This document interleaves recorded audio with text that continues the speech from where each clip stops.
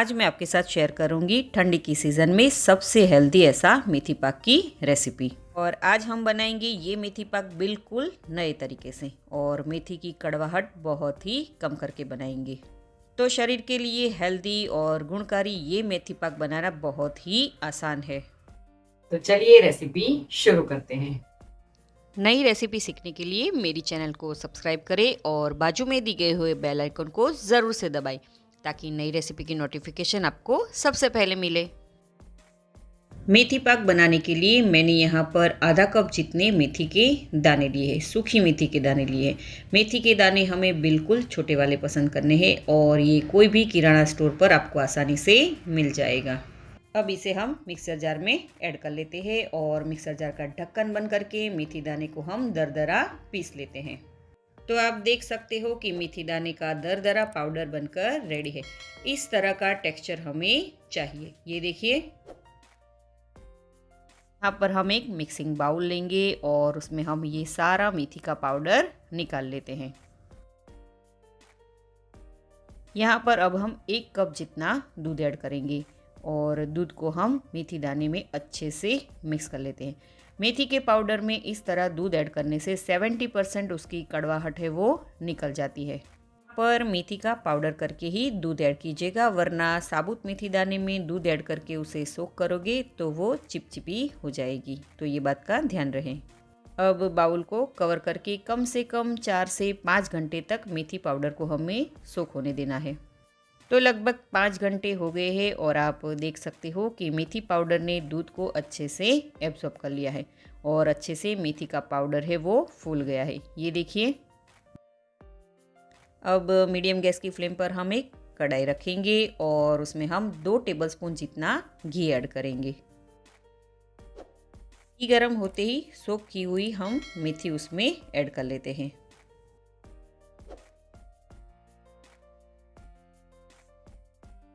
और लो to medium gas की flame पर हम अच्छे से उसे सौते कर लेंगे। शुरुआत में थोड़ी चलाने में हार्ड लगेगी, मगर जैसे जैसे वो भूनती जाएगी वैसे वैसे वो चलाने में इजी भी होती जाएगी। यहाँ पर हमें ये बात का ध्यान रखना है कि हाई गैस की फ्लेम पर हमें मेथी को नहीं भूनना है, लो टू मीडियम गैस की फ्लेम पर हमें इसे भूनना है। ठंडी की सीज़न में मेथी खाने के बहुत ही फ़ायदे हैं। मेथी गर्म होने के कारण कमर, घुटने, पैर दर्द में बहुत ही राहत मिलती है। बीपी, कोलेस्ट्रॉल को नॉर्मल रखने में भी ये मदद करती है। मेथी खाने से शरीर में इंसुलिन की मात्रा घटने से डायबिटीज़ के पेशेंट को भी बहुत ही लाभ मिलता है। और भी ढेर सारे फ़ायदे हैं ये मेथी खाने के। तो ठंडी की सीज़न में ये मेथी का सेवन आप ज़रूर से कीजिएगा।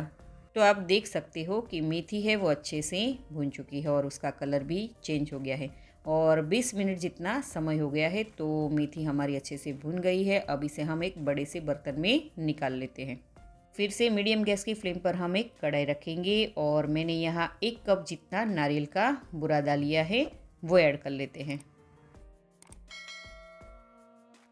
और गैस की लो फ्लेम पर हम इसे हल्का सा ड्राई रोस्ट कर लेते हैं। यहाँ पर आप सूखे नारियल को कद्दूकस करके भी ऐड कर सकते हो और उसे भून सकते हो, मगर ये बात का ध्यान रखना है हमें ज़्यादा इसे नहीं भूनना है। बस इसमें से हल्की सी खुशबू आने लगे तब तक हमें नारियल के बुरादे को भून लेना है।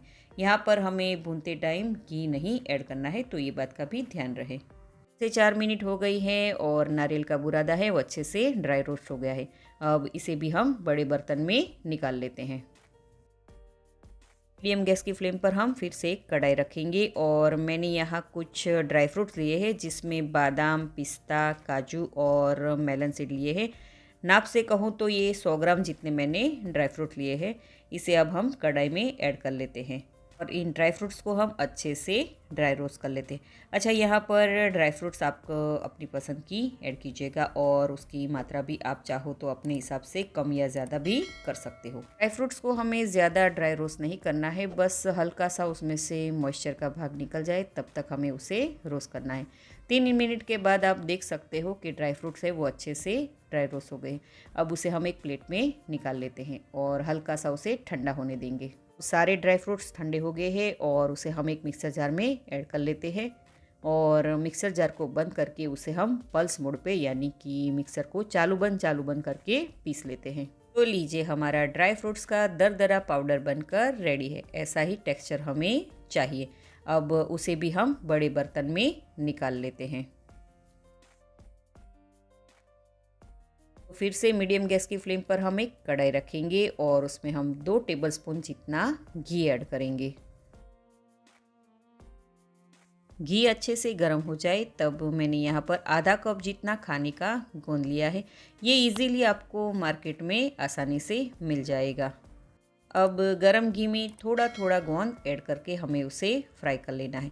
ये गोंद हमें एक साथ नहीं फ्राई करना है, थोड़ा थोड़ा करके ऐड करते जाना है और उसे हमें फ्राई करते जाना है। अच्छा, गोंद को फ्राई करते टाइम अगर आपको घी कम लगे तो फिर से आप 1 टेबलस्पून जितना घी और ऐड कीजिएगा और फिर उसे फ्राई कर लीजिएगा। पर गैस की फ्लेम को हमें लो पर रखनी है और इस तरह से हमें सारा गोंद फ्राई कर लेना है। ये देखिए, गोंद लगभग 3 से 4 बैच में फ्राई होकर रेडी हो जाएगा। तो ये देखिए, मैंने सारा गोंद फ्राई करके रेडी कर लिया है और उसे मैंने एक प्लेट में निकाल लिया है। अब यहाँ पर मैंने एक इस तरह का लोटा लिया है और इसे हम इस तरह से गोंद को प्रेस करते जाएंगे और अच्छे से मैश करते जाएंगे। ये देखिए, यहाँ पर आप कटोरी की मदद से इस तरह प्रेस कर सकते हो और इस तरह से हमें दरदरा गोंद को प्रेस करके तैयार कर लेना है। अब इसे भी हम बड़े बर्तन में निकाल लेते हैं। अब यहाँ पर उसी कढ़ाई में 1 टेबलस्पून जितना हम घी ऐड करेंगे और गैस की फ्लेम हम मीडियम पर रखेंगे। और मैंने यहाँ पर आधा कप जितना उड़द का दरदरा आटा लिया है। अगर आपके पास इस तरह का दरदरा आटा नहीं है तो आप उड़द की दाल को मिक्सर जार में दरदरा पीस लीजिएगा, फिर यूज़ कीजिएगा। अब लो गैस की फ्लेम पर आटे को हम अच्छी तरह से भून लेंगे। शुरुआत में ये आटा है वो सारा घी एब्जॉर्ब कर लेगा, मगर जैसे जैसे आटा भुनता जाएगा वैसे वैसे चलाने में भी वो इजी होता जाएगा और घी भी रिलीज़ होने लगेगा। तो आटे का हल्का सा कलर चेंज हो जाए तब तक उसे हमें भुनना है। तो 5 से 6 मिनट में ये आटा अच्छे से भुन जाता है। अब इसे भी हम बड़े बर्तन में निकाल लेते हैं। अब उसी कढ़ाई में 3 टेबलस्पून जितना हम घी और ऐड करेंगे। घी गर्म होते ही मैंने यहाँ पर आधा कप जितना दरदरा चने का आटा लिया है। अगर आपके पास इस तरह चने का दरदरा आटा नहीं है तो आप चने की दाल को मिक्सर जार में आधा कप जितनी लीजिएगा और उसे पीस लीजिएगा, फिर यूज़ कीजिएगा। अब लो टू मीडियम गैस की फ्लेम पर अच्छे से आटे को हम भून लेते हैं। जब तक चने के आटे की अच्छे सी खुशबू ना आने लगे और कलर भी ना चेंज हो जाए तब तक उसे हमें भून लेना है। लगभग 5 मिनट हो गई है और चने का आटा है वो अच्छे से भुन गया है और उसकी खुशबू भी बहुत ही अच्छी आ रही है। अब उसे भी हम बड़े बर्तन में निकाल लेते हैं।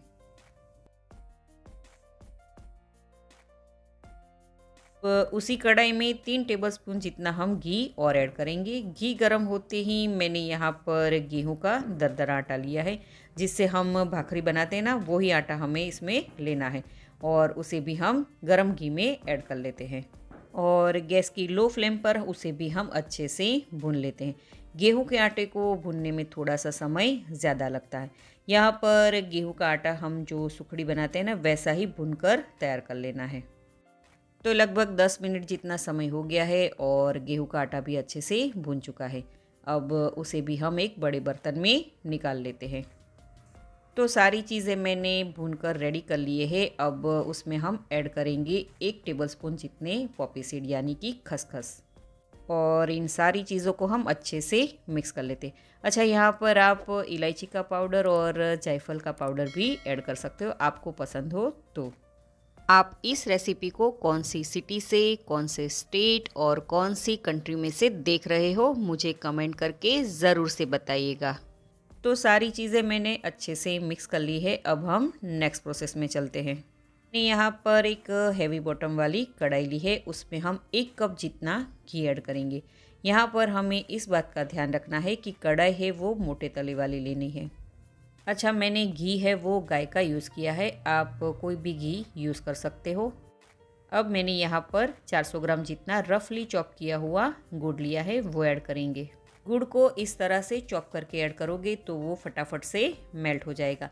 अब मीडियम गैस की फ्लेम पर हम गुड़ को अच्छे से मेल्ट कर लेते हैं।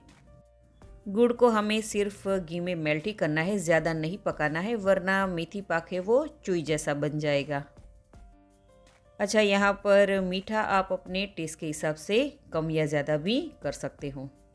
तो आप देख सकते हो कि गुड़ है वो अच्छे से मेल्ट हो गया है। अब गैस को हम बंद कर लेते हैं। अब मैंने यहाँ पर 4 टेबलस्पून जितना सौंठ का पाउडर लिया है वो ऐड करेंगे। 4 टेबलस्पून जितना बत्रीसू काटलू यानी कि वसानू पाउडर है वो ऐड करेंगे। 1 टेबलस्पून जितना गंठोला का पाउडर ऐड करते हैं और इन सारी चीज़ों को हम गुड़ में अच्छे से मिक्स कर लेते हैं।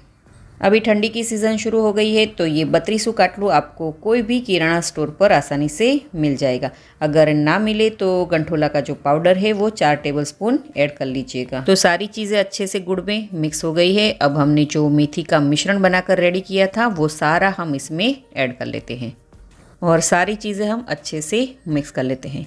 यहाँ पर गैस की फ्लेम को हमें बंद ही रखना है, वरना गुड़ है वो ओवर कुक हो जाएगा और मेथी पाक बराबर नहीं बनेगा।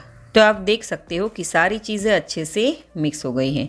अब इसे हम एक ट्रे में ट्रांसफ़र कर लेते हैं। यहाँ पर मैंने इस तरह की बेकिंग ट्रे ली है और बेकिंग ट्रे में मैंने बटर पेपर लगा दिया है और बटर पेपर पर मैंने थोड़ा सा घी ग्रीस कर लिया है।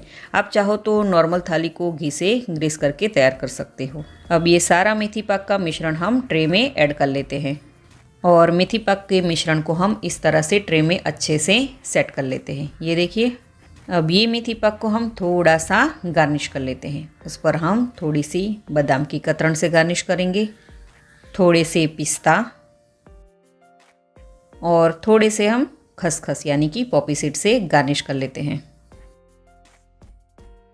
अब मेथी पाक को हम कम से कम 4 से 5 घंटे तक ठंडा होने देंगे।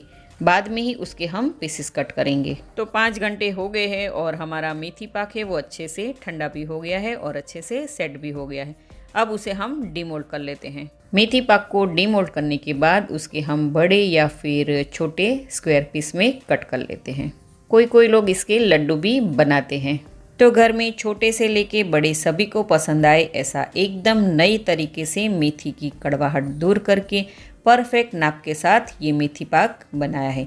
और ये मेथी पाक बनाना घर पर बहुत ही आसान है। तो आप इस ठंडी की सीज़न में ये मेथी पाक की रेसिपी ज़रूर से ट्राई कीजिएगा। तो है ना एकदम सिंपल सी रेसिपी।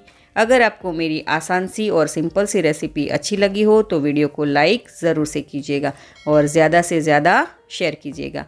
तो मैं मनीषा पटेल फिर मिलूँगी ऐसी ही आसान सी रेसिपी के साथ।